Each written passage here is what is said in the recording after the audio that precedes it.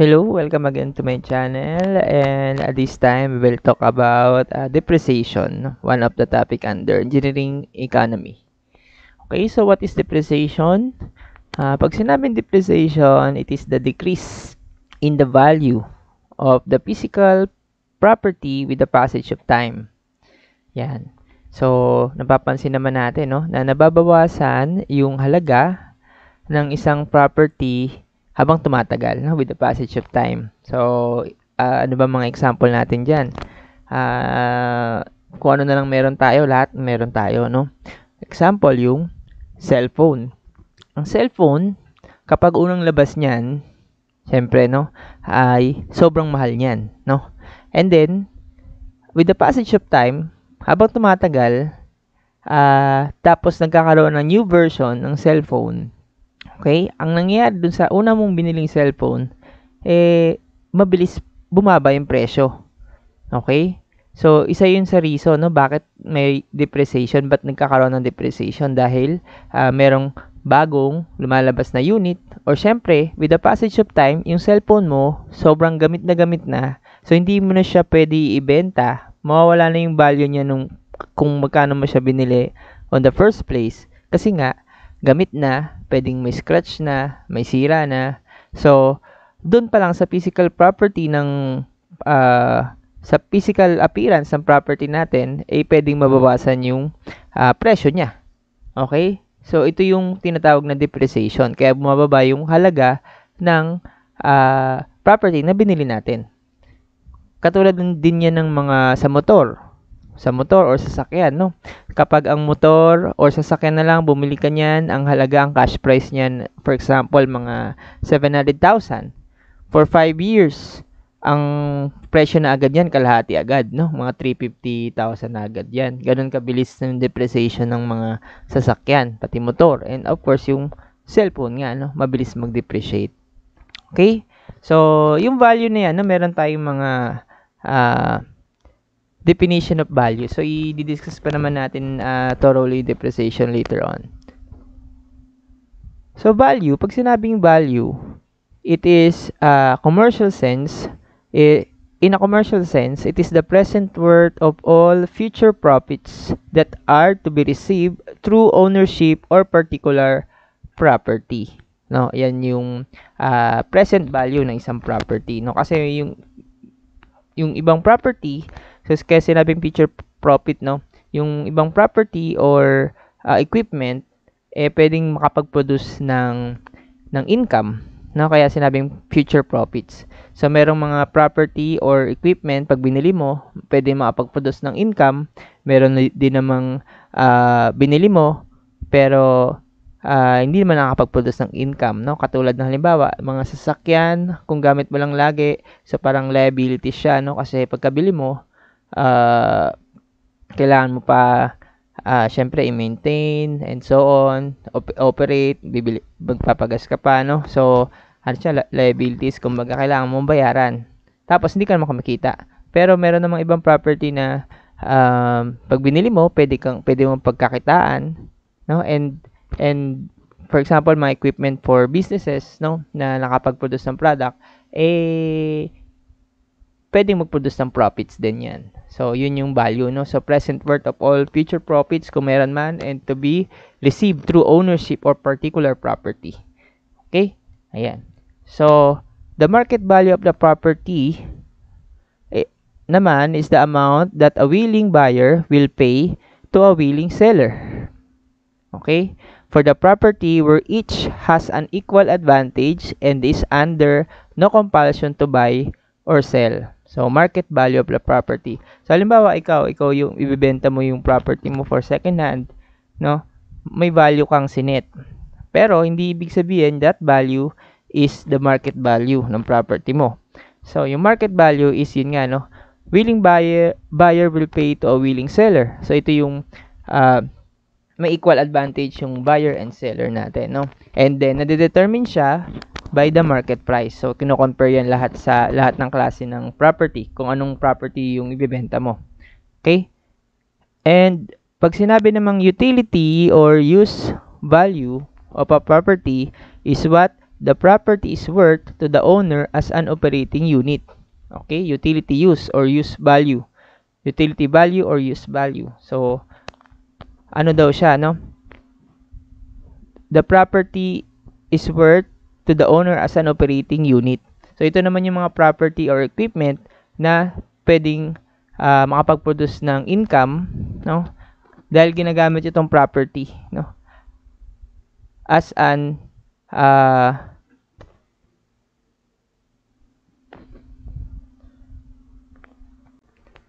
another source of income, no? Pwedeng gano'n, no? Halimbawa, ano na lang, yung sa property, sa bahay, pinapaupahan niya yon. So, as an operating unit, pinapaupahan niya yon. So, may dagdag na presyo yon dun sa pinaka market value niya kasi may utility, may use value siya, no, na pwede rin pagkakitaan ng susunod na bibili.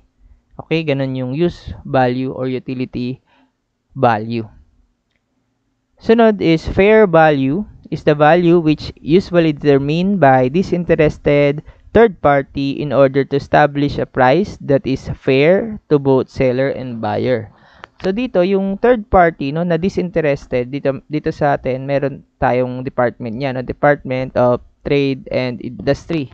So DTI, no, sa DTI. So yung suggested retail price, SRP. So yung SRP, yan yung fair value, no. Si DTI yung third party, and then si buyer and seller, sila yung siya yung mag-establish ng price, yung DTI, no, para makuha yung fair value o fair value or yung SRP, suggested retail price.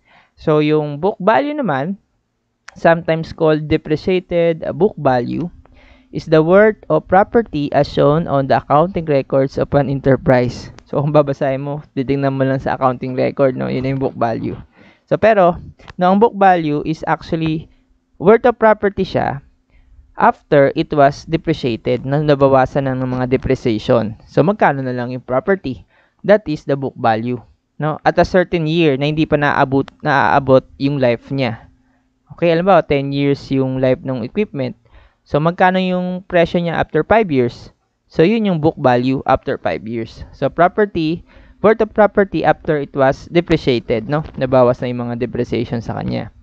And next term natin, no, salvage or resale value is the price that can be obtained from the sale of property after it has been used. Okay? So salvage or resale after it was been used. Pinagkaiba niya sa scrap value is the amount of property would sell if disposed of as junk. So pag sinabing scrap value, wala na siyang kayang gawin, no, sira na yung property or yung equipment. Pero pag sinabing salvage or resale, nagamit lang siya, magkano na siya. So ito rin tinatawag na second hand value natin, no, sa mga mas magandang term natin. Yung common term is yung second hand value. Ito yung salvage value or the resale value. Okay? Ayun, meron pa tayo dito, ano? Physical and economic life ng property. Pag sinabing physical life, okay, physical life of a property is the length of time during which it is capable of performing the function of which it was designed and manufactured. While economic life is the length of time during which the property may be operated at a profit. So, anong pinagkaiba niya? So, si physical life, yung property mo, equipment mo, hanggat kaya niya yung function niya, no? For example, initially, pagka bagong brand new tayo, nakakapag-produce siya ng, halimbawa, 100 unit na lang, no? 100 unit for a month, okay? So, hanggat nakakapag-produce siya ng unit, kahit isa lang, no? Isang product, kahit isang product, physical life yun. Kasi nagagawa pa rin niya yung function niya, no? Pero pag sinabing economic life, so dito yung ino-operate natin siya, tapos meron pa rin profit. Kahit bumaba yan, halimbawa 100 nga unit yung na poproduce niya in brand new. And then, in the next few years, naging 80 na lang. Pero, kumikita ka pa rin nun. So, economic life pa rin. Tapos, bumaba ulit, naging 70 unit na lang na poproduce niya. Pero, kumikita ka pa din. So, that is economic life pa din, no? May profit ka pa rin. Nasa sa'yo na, syempre, kung papalitan mo na ng bago para mas mataas yung profit mo na. Okay? Ayan. So, ito yung physical life and economic life. So, punta tayo sa, hindi pa yan. Types of depreciation. Yan. Paano ba nag-depreciate, no? Yung isang bagay, or isang property, or isang equipment. So, pag sinabing physical depreciation, it is due to the lessening of the physical ability of the property to produce result. Its common causes are wear and deterioration. So, yan, physical depreciation. Pagtingin mo pa lang sa property, sa unit, may scratch, may basag, or anything, no? Sa physical appearance, sa physical function niya, babawas agad ng presyo. Mababawasan agad yung presyo. Example, sa sasakyan. Nagbenta ka, tapos tumingin yung buyer, ay, may gas-gas dito, bawasan natin. Parang gano'n, no? So, may kita mo agad, physically, pwede ka mag-depreciate, no, dun sa equipment. Pag sinabi namang functional depreciation, ito naman is due to the lessening in the demand of the function which the property was designed to render.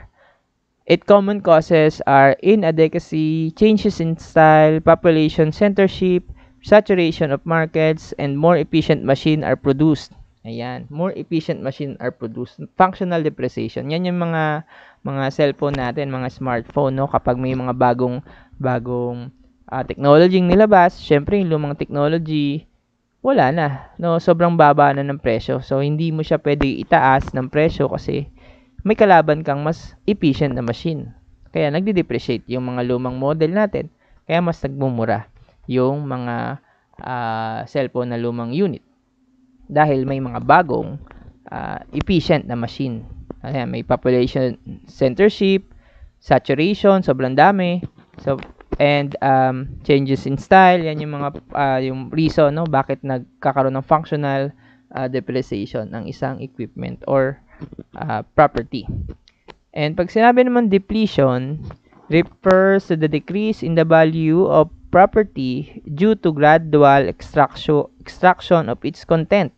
So, paunti-unti tinatanggalan mo ng parts, no, or content. For example na lang sa mga motor, no, halimbawa, upgraded yung motor mo, ayaw mo ibenta yung mga in-upgrade mo, tinanggal mo yung upgrade, nilagay mo sa base unit. So, syempre, mas mura siya compare sa upgraded parts ng motor, ng property. So, yun yung depletion, no?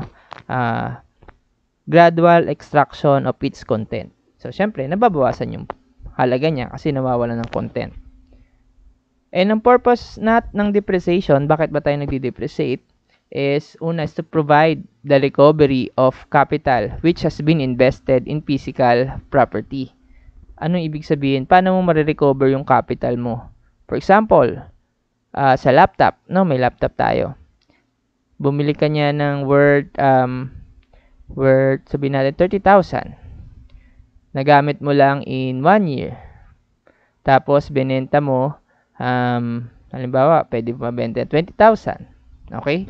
So ito yung sinasabing to provide recovery of the capital which has been invested in physical property. So itong 30,000 na pinagbili mo, pwede mo siyang mabenta, nag-depreciate siya, tapos pwede mo pa siyang mabenta ng 20,000. For example lang yan, no? So, hindi ba naman nabawi yung capital mo, di ba? 30,000, naging 20,000 na lang. Kasi, yung difference nitong dalawa, yung 10K, yun yung binayad mo sa paggamit, no, nung laptop. Sa paglaspag, kumbaga. Kumbaga, paggamit mo sa laptop within a year, yung binayad mo, yung na-depreciate. Okay? Kaya 20,000 na lang yung pwede mo siya ibenta. And yung pangalawa, to enable the cost of depreciation to be charged to the cost of producing products or service that result from the use of the property. Ayan, so sabi daw dito, no, the cost of depreciation to be charged to the cost of producing product or services. So, example, may business kayo, no? Isang may equipment or may equipment yan na nagpo-produce ng unit or sabihin na lang natin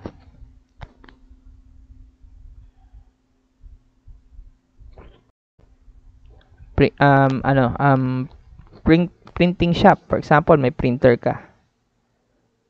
Ayan, may cost yung printer mo, no? So, dapat, kada print mo dyan ng papel sa printer, may minutes, may hours, may seconds na ginagamit mo yung printer. So, magkano yung nawawala kada print mo sa papel sa halaga ng printer. So, yun yung depreciation. Diba? So, isasama natin siya sa price ng pag magpapaprint sa'yo. Hindi lang yung papel. Halimbawa, nagpa-price tayo ng pag-printing na papel, may price yan. Sa ink, may price yan. So, ito lang ba i-consider mo sa cost ng printing mo? So, hindi. So, dapat, syempre, meron ka pa rin excluded yung yung mga utilities, yung kuryente, syempre, given yan. Plus, dapat, yung depreciation ng printer, kada use mo. Halimbawa, per 10 pages, ilang hours yan, 'di ba? Kasi may life tayo. Ang life in years. 'Di ba? Tapos ito naka-print ka ng 100 pages in halimbawa 50 minutes. So yung years niya nabawasan ng 50 minutes. So yung presyo niya nabawasan na rin kasi nagamit mo na ng 50 minutes yung printer. So that 15 minutes na use of printer, masosolve natin yung halaga ng nabawas sa kanya. Magkano yung nag-depreciate sa kanya in 50 minutes. Okay? And then yan, isasama mo yan sa price ng pag-produce mo ng 100 pages. Siyempre, price ng papel, price ng ink, kung ilan na consume sa 100 pages, and ano yung depreciation ng printer nung napaggamit mo na 50 minutes siya. So, kasama siya sa price nung product natin. Okay? So, yan yung dalawang purpose ng depreciation. So, paano natin kino-compute yung depreciation? So, meron tayo ditong 6 na depreciation method. Straight line method, sinking fund method, declining balance method, double declining, sum of the years digit method, and service output method. So, tingnan natin kung itong dalawa, ma-discuss natin or pwede pa isama yung 3 and 4. Okay? So, variable to be used. So, tandaan natin yung L. Ito yung useful life of a property in years. And CO, original cost. Or ito rin yung first cost natin nung pagkabili natin ng property. Original cost or first cost. And then CL, ito naman yung value at the end of life. So, at the end of life, pag natapos na yung useful life niya, ang value na lang ng property is yung scrap value or the salvage value, no? So, ito yung CL natin, the value at the end of life, CL. And then, lowercase d is the annual cost of depreciation, ibig sabihin yearly, ito yung depreciation na nababawas natin sa property. Or, pwede rin sabihin na depreciation charge during the year. Kasi may mga depreciation na iba-iba annually yung binabawas sa first cost, no, yung depreciation. So, this time, itong straight line method tsaka sinking fund, pare-pareha yung binabawas niya. So, kaya sinabing annual cost of depreciation, no? Yan yun. Ito yung every year na binabawas natin sa property or depreciate. And uppercase D sub N, ito naman yung total depreciation up to N years. So, pwede mo rin sabihin yung annual cost, annual cost times the number of years kung kailan siya na-depreciate. Okay? Kung hanggang kailan natin kino-compute yung total depreciation niya times N. And C sub N naman is the book value for the nth year. For example, ang life niya is 10 years. Gusto mo lang makakuha yung book value after 5 years. Ito yon CN or C5. Gagawin natin C sub 5. That is the book value after 5 years. Okay, mas malalaman natin to during the example. Okay, the first method natin is the straight line method or SLM, no? SLM. In this method, the loss in value is considered to be directly proportional to the age of the property. So, no interest is assumed to be paid on the amount set aside in the depreciation fund. Okay, so proportional yung loss in value to the age property, which is tama naman, no? Kumbaga habang tumatagal yung property, mas tumataas yung nababawas sa property na de-depreciate. Okay? So sabi natin kanina dito, the value at the end of life is CL. Tama, ano? Uh,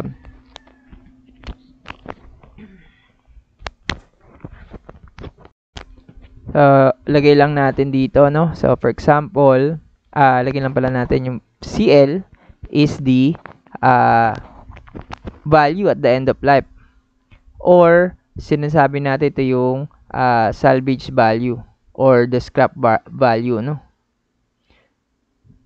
Tapos, sabi rin natin kanina dito, ito yung annual cost of depreciation. So, ito yung annual cost of depreciation. Pag ito yung every year na binabawas natin, no? Kung i-times ko siya sa life, times the life. So, ito na yung maximum. No? Kung halimbawa, 10 years yung life niya, times 10 ko yung depreciation, ito na yung maximum depreciation, no? Ayan. Maximum depreciation na pwede natin ibawas sa property kasi life times life year na niya eh, no? So, kung yung original cost, binawas natin, minus ko yung maximum depreciation value, no? That is the annual cost of depreciation times the life. So, ano matitira after the end of the life, no? Kapag binawasan natin ng maximum depreciation, yung first cost. Siyempre, yung salvage value, yung value at the end of the life. Okay? Tama, 'di ba? So, maximum depreciation, yung annual depreciation times the life, yan yung pinakamadaming or pinakamalaking pwede natin ibawas sa original cost, and ang matitirang value sa original cost ay yung salvage value or the value at the end of the life. And then, to get the depreciation cost or the annual depreciation cost, pagpalit ko lang, ano? Lipat ko dito, lipat ko dyan.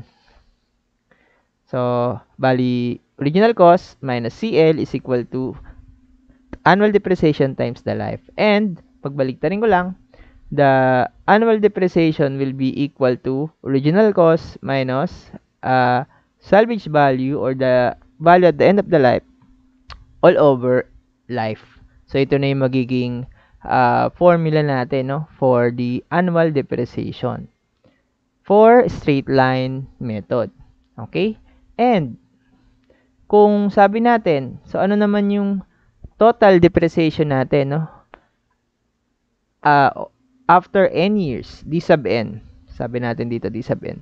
It's a total depreciation after n years. Okay? So, syempre, annual depreciation times n. No, ganun kasimple, no? Kasi, kung ilan mang, alimbawa, depreciation after 5 years, so ito yung annual depreciation mo na nasolve natin dito, times mo yan sa 5. So, yan. So, ito yung magiging formula natin for depreciation up to n years. And the value or the book value, C sub n, natin after n years will be the original cost minus kung ilan yung depreciation during the years. So, ito, kung n years yan, so the total depreciation after n years. Ayan. Yan naman ang formula ng book value natin. Okay? So, halimbawa, book value after 5 years, so gagawin natin original cost minus the total depreciation after 5 years. Okay? Example tayo para mas apply natin, ma-apply na live pala nun. Ayan, example. An equipment cost 90,000 pesos and has an estimated salvage value of 8,000 pesos at the end of its 10 years lifetime. What would be the book value after 3 years using the straight line method of depreciation? So, ito, bumili tayo equipment na 90,000. Alam natin, after 10 years, ang halaga na lang niya ay 8,000. So, tinatanong dito, what if 3 years lang natin siya magamit? Magkano natin siya pwede ibenta? So, ito na yung book value after 3 years. Okay? Using straight line method. No, yung mga problem, sinasabi kung anong method yung gagamitin nyo. Ayan. So, lagay natin, original cost, yung given, lagay natin given, original cost, 90,000. May salvage value tayo or the cost after the life na 8,000. And meron tayong life na 10 years. And then, ang hinahanap, book value after 3 years. C sub 3. Yan. Yan yung book value after 3 years. So, sabi natin, dito, no, yung formula natin, book value. Ang book value natin is equal to original cost minus total depreciation after n years. So, sa book value after 3 years is the original cost minus the total depreciation after 3 years. So, meron na tayo original cost and wala lang tayong depreciation. Total depreciation after 3 years. And the total depreciation after 3 years is, sabi dito, is D times N or N times 3. So, depreciation times number of years. And the depreciation formula is CO minus CL over L. So, pwede natin solve mo na yon na ang depreciation natin is original cost minus cost after the life over the life. So, direct sub. So, original cost is 90,000 minus salvage value 8,000 over the life of 10 years. So, the annual depreciation, meaning every year, ito yung binabawas sa equipment natin, sa paggamit natin ng equipment. 90,000 minus 8,000 all over 10. So, 8,200 ang binabawas natin, no? 8,200 pesos ang binabawas natin every year sa equipment, no? Dahil nandi-depreciate siya. So, hindi natin siya ibabox kasi hindi naman ito hinahanap. So, bali, masasolve na natin si D sub 3 or the total depreciation after 3 years, D times 3. So, that is 8,200 times 3. So, times natin to sa 3. So, 24,600. 24,600. So, hindi rin ito hinahanap. Ito yung total depreciation after 3 years. Ang hinahanap natin ay book value after 3 years na CO minus D3. The book value after 3 years, the original cost is 90,000 minus the depreciation, total depreciation after 3 years. So, that would give us, minus na natin para sigurado. 65,400, no? 65,400 pesos. So, this will be the value of the equipment after 3 years. 65,400 na lang from the original cost na 90,000 pesos. Okay? Ayan. So, proceed naman tayo sa next type of method ng depreciation, no? Which is the sinking fund method. Ito, sinking fund. Actually, yung sinking fund na to, no, ito yung factor na ginagamit natin sa annuity. So, yung 1 plus I raised to n minus 1 over I. Yan, ito yung tinatawag na sinking fund. Ito yung factor para magkaroon ng sinking fund. Sinking fund factor. Okay? Yan, dun sa annuity, no, sa future annuity formula natin. So, this method assumes that a sinking fund, yan, sinking fund, ito, is established in which funds will accumulate for replacement. The total depreciation that has been taken place up to any given time is assumed to be equal of the accumulated amount in the sinking fund at that time. Hindi nyo naintindihan, di ba? So, ipakita natin sa cash flow, no? Actually, itong sinking fund, meron tong interest, no? Ito lang yung depreciation method na gumagamit ng may interest. So, example, meron tayo ditong cash flow. Yan. So, meron tayo ditong number, no? So, 0, 1, 2, 3, 4. Pero instead na n, lagyan natin life at the end of the life, no? So ito ay life minus 1. Okay? So every year nagkakaroon ng sinking fund Okay? So, every year, nagkakaroon ng depreciation. So, every year, annual depreciation. So, pare-pareha, annual, no? Annuity to kasi equal payment occurring at equal interval of time. Diba? So, example, no? This is the annual depreciation. And after the life, magkano na lang yung yung presyo ng natin? Yung magkano na lang yung matitira? Okay? Matitirang or magkano yung total depreciated amount, no? After the L years. Kanina, sinabi natin dito sa straight line method, ito na yung maximum depreciated amount, di ba? And, pag minus natin siya, pag binag-minus natin sa original cost, yung maximum depreciated amount, yun na yung salvage value.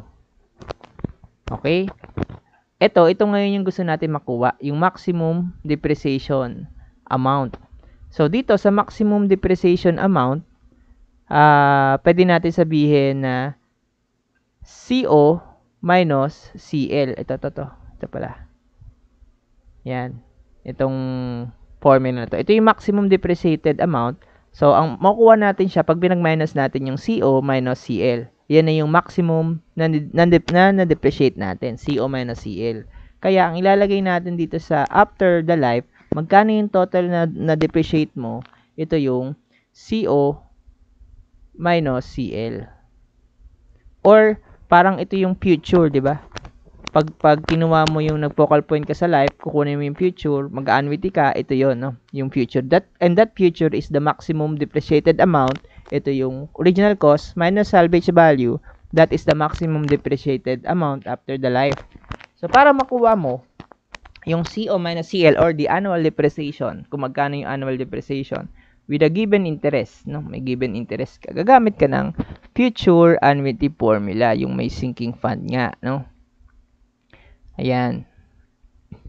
So, ang future mo dito ay yung CO minus CL, the maximum depreciated amount. CO minus CL equals, ang annuity mo dito is the annual depreciation. So, ang annuity mo is the annual depreciation times 1 plus I raised to, instead na N, dahil up to L life years, so L, papalitan natin ng L yung N, minus 1 all over I. Ayan. And then, kung gusto mo makuha yung annual depreciation, ayusin lang natin, that will be CO, original cost, minus salvage value, or the value after the life, all over 1 plus I raised to life, minus 1 all over I. So, ito yung annual depreciation cost natin. So, parang annuity siya. No? May sinking fund na tinatawag. Okay? So, dyan nakuha yung formula, no, sa annuity. That is the annual depreciation charge. So, kung babalikan nyo yung dito, no, ito rin yan. Annual cost of depreciation. So, every year, ito yung binabawas natin. Pero, hindi na siya may interest tayong nilalagay kaya nagkaroon tayo ng sinking fund. O, what if dito mo kukunin mo yung D sub N. So, gawa tayo ng ng another cash flow.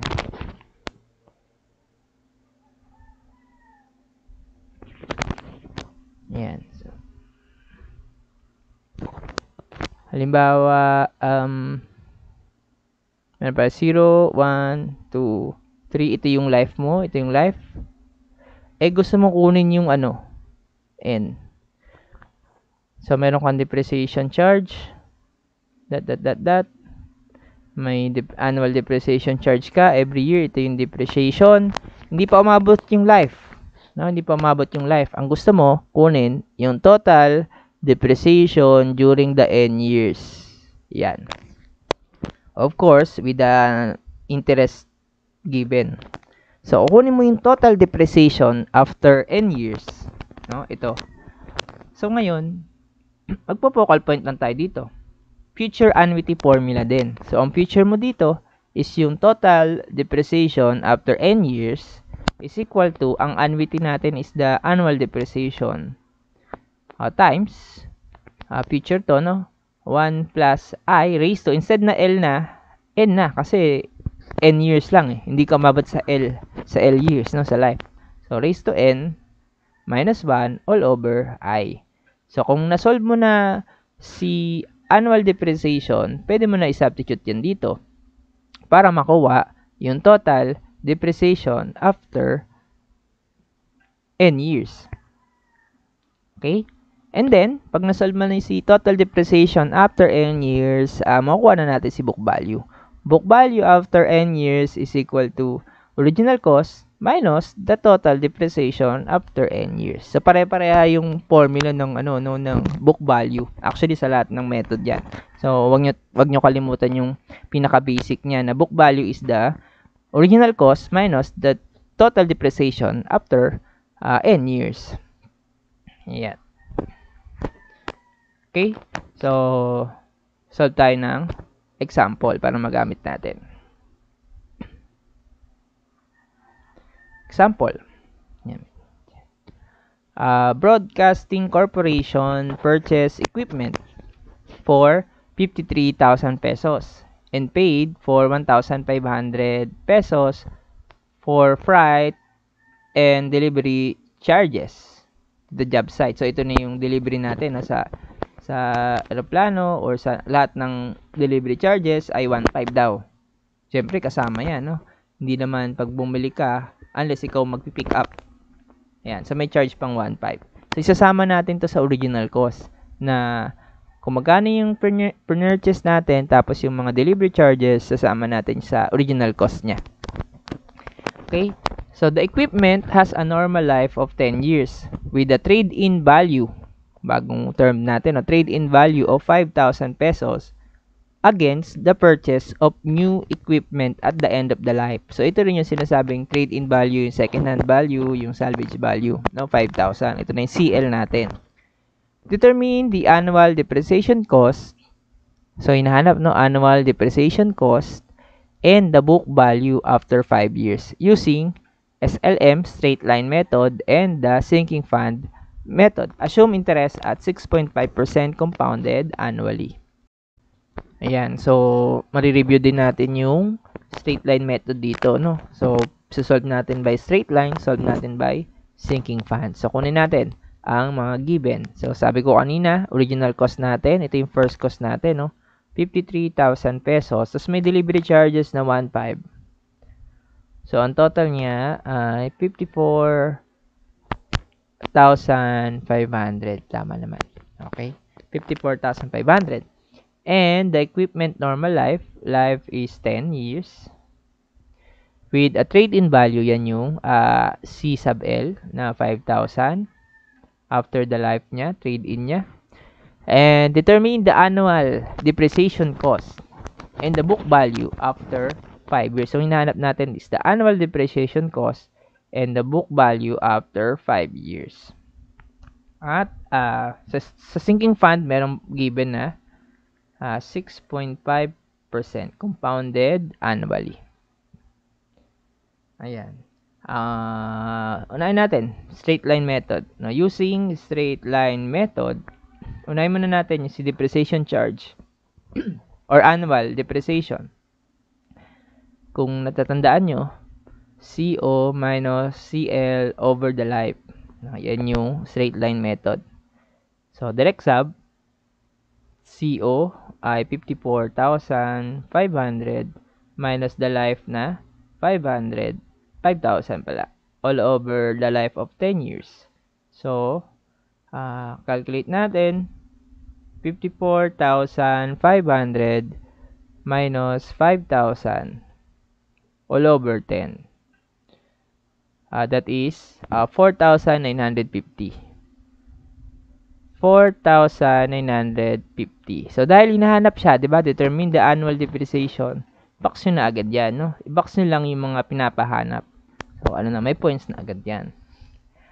So, sunod, book value after 5 years. So, sabi natin, C sub N,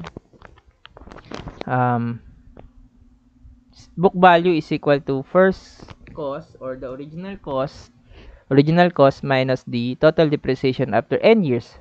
Pero ang hinahanap ay after 5 years. Therefore, book value natin ay after 5 years is original cost minus the total depreciation after 5 years. And the total depreciation after 5 years is annual depreciation times 5. So, yan. Pwede nyo na i-diretso na dito. So, C5 is CO minus 5 times D or D times 5. Dahil alam mo na yung D, original cost, 54,500 kasama yung delivery. Or kung meron pang mga installation cost, no, isasama natin yan sa original cost natin. Minus 5 times the annual depreciation kasi 5 years nating ibabawas yung 4,950 natin. So, yung book value after 5 years will be, so, 4,950 times 5, tapos i-minus ko na lang sa 54,500. Nag-negative lang kasi hindi ko na in-arrange, no? Pero yung same value pa rin naman yan. 29,750. Or sa kung malito kayo, sige, ayusin natin. 54,500. Pag medyo matandaan na kayo, no? Kahit mag-ikot-ikot na yan, okay na yan. Times 4,950. So, 54,500 minus 5 times 4,950, that is syntax error, di ba? So, lagyan natin ng parenthesis. Bakit syntax? Ulit. 54,000 minus 5 times 4,950. Yan, nilagyan pa natin ng ano. Nagloko lang yung calcu, no? So, 29,250. Same lang din. 29,250. So, that is the book value after 5 years using straight line method, no? Points agad ulit yan. So, sunod, using sinking fund. So, dito natin ma-apply yung sinking fund natin, no? Letter B. Sinking fund method with an interest of 6.5% compounded annually. So, normally, annually naman yung given dyan. Or kung may ibang given na compounding, edi convert nyo lang sa annual using effective rate. So, una is the annual depreciation cost. No? Annual depreciation, ito yon. Ito yon. CO minus CL all over 1 plus I raised to L minus 1 all over I. So, yung cash flow doon, no, for ano lang yun, derivation. Pero pwede nyo na i-diretso yung formula. CO minus CL times 1 future to, no, 1 plus I raised to L minus 1 all over I. This is the annual depreciation cost during, this is the annual pala. So, the annual depreciation, ang original cost natin, 54,500 minus the life, cost after the life, 5,000 all over 1 plus 6.5%, that is 0.065 raised to life. Ang life natin ay 10 years raised to 10 minus 1 all over I, 0.065. Ayan, then solve natin. 54,500 minus 5,000 all over, pwede ko na i-plus, no? 1.065 raised to 10 minus 1 all over 0.065. So, that is 3668. 3668.1822 pesos, no? That is the annual depreciation cost. Yan. So, ito yung every year na binabawas, no, dun sa equipment natin, no, using sinking fund method. Compare nyo sa straight line. Sa straight line method, every year, 4,950. Sa sinking fund ay 3,668. No, nag-iiba talaga no kada method. And actually kapag ikaw naman magko-compute ng sarili mong depreciation is nasa sa'yo na kung anong method yung ilalagay mo, kung magbibigay ba to ng maliit na depreciation o mas mataas na depreciation, no, nasa sa'yo yan kung anong method ang gagamitin mo. And then to get the total depreciation, dahil ang hinahanap natin dito is book value after 5 years. That is the original cost minus the total depreciation after 5 years. And the total depreciation after 5 years will be depreciation times 1 plus I raised to n minus 1 all over I. No? Yung n mo is yung 5. Yan, balikan natin kung tama. Ito. Okay? So, direct sub, the total depreciation will be 3668.1822 times 1 plus 0.065 raised to n, 5 years lang, minus 1 all over I, 0.065. So, the total depreciation after 5 years ay, so, yung answer, ito yun, ano? So, kunin na lang natin yung 4 decimal. 3668.1822 times 1.065, pinag-add ko na lang ulit, raised to 5, minus 1 all over 0.065 equals 20,885. 20,885.3125. 125. Yan. So, ibabox ba natin yan? So, hindi natin siya ibabox kasi hindi naman yan required, no, na hinahanap natin. So, ang ibabox natin yung book value after 5 years. So, yung book value after 5 years natin, so, lagay ko na lang dito, na CO minus D5.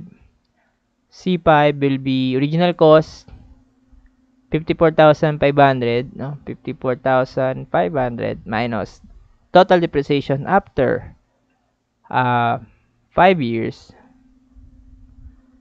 So, the book value after 5 years ay, so ito minus ko na lang sa 54,000. 33,614. 33,614.6875. 6875 pesos. So, this is the book value after 5 years. Meaning, ito na lang yung presyo ng equipment mo after 5 years. 33,614 using sinking fund method. Pero kapag straight line method, mas maliit na, no? 29,250. Dito, 33. So, kung ikaw yung magbibenta, ikaw yung magbibenta ng property, gamitin mo yung sinking fund kasi mas mataas mo mabibenta. Pero kung ikaw yung bibili, sabi mo, straight line method na lang. Yan. So, depende pa rin kasi sa interest yung sinking fund, no? Ayan. So, yun yung difference ng mga method na yan. So, hanggang dito lang muna, no? Second method muna and paabang na lang ng susunod na mga method natin. Okay? So, thank you and good luck, no, sa mga exams nyo.